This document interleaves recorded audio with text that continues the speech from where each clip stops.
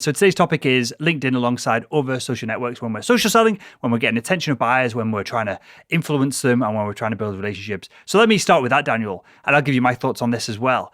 Do we need to, in the B2B sales world, venture beyond LinkedIn, or is LinkedIn enough? Is there enough traffic, attention, and prospects on LinkedIn for us to just spend all of our time there?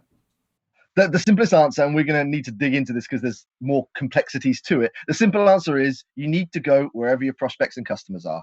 So if you have prospects and customers that are using Facebook, that are using Instagram, that are using, Twitter, TikTok, Clubhouse, whatever it may be, if they're on those platforms, then as a business, as a sales team, as a sales professional, you should be looking at utilizing them. But they're all very different. They all have their pros and cons and ways about utilizing them, which we'll discuss today. But that's the only way you define it. If your prospects and customers are using a social media network, then you should be looking to utilize it as well. For sure. And you mentioned TikTok there. So I guess that's a great example in the fact that this landscape is constantly changing. So I doubt you're selling many B2B products to 13-year-old girls dancing on TikTok right now, but those individuals on TikTok right now in 4, 5, 6 years may be in B2B roles where you might want to sell to them. So maybe they're 16 now, they might be graduating 20, 22, 23 years old in a few years' time.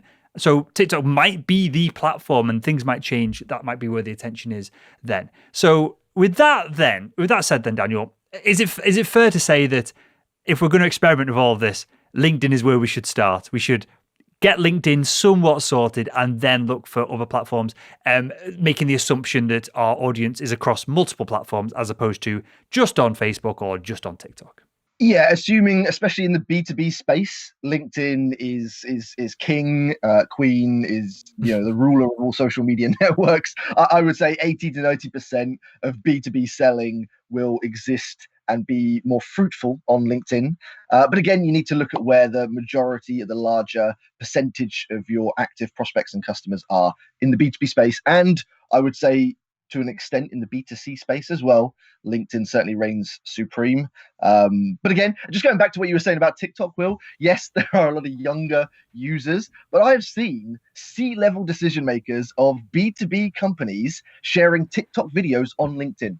So in terms of where, even TikTok has some potential, there are customers, there'll be salespeople that have their customers utilizing TikTok and then bringing that onto LinkedIn as well. So there are decision makers of senior positions, of older ages, that are utilizing some of these newer and maybe younger dominated networks. And what are your thoughts on? I can't think of a better way to describe this, but the appropriateness of engaging with a B2B sale or a B2B decision maker on a platform that isn't designed for B2B.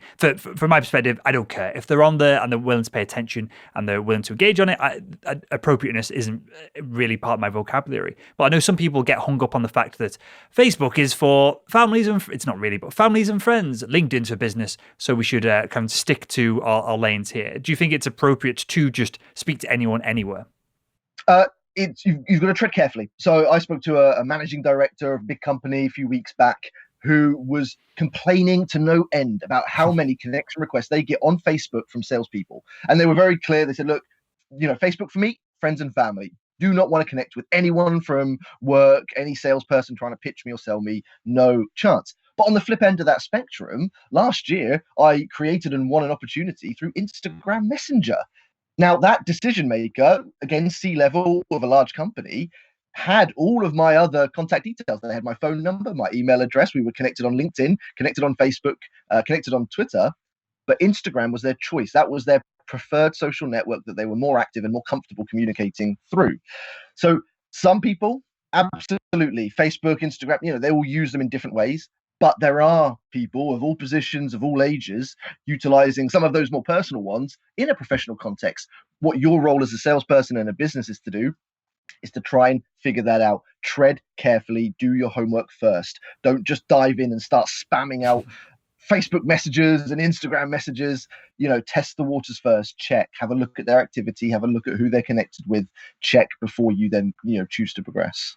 And I guess the flip side of when we're reaching out to individuals on different platforms is, should we use our own personal accounts on Facebook, Instagram to reach out, or should we set up a professional account on these platforms to do any engagement on there?